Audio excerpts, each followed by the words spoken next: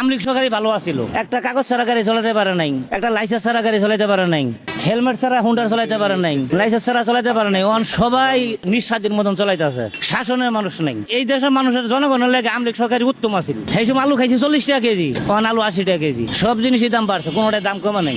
আমলিক সরকার থাকতে একটা জিনিসের পরিবর্তন আছিল, আইন শৃঙ্খলা আছিল, নিয়ম আছিল। অনেক নিয়মটাও নেই।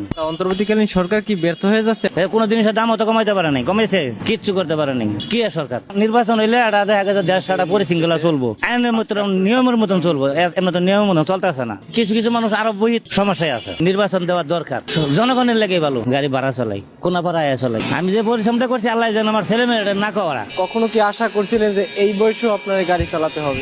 না না, এটা তো আশা করিনি। সবাই তো ভালো খাইতেছে, ভালো করতেছে। দুপুরের খাবারের পরিবর্তে কি খেলেন? একটা বাবা পিঠা খাইলাম। এই অর্ডার কারণে আর কি আমার কামাইটা কমে গেছে গা। অর্ডার না থাকলে আমার কামাই আরো বেশি হইতো। এই অর্ডার কারণে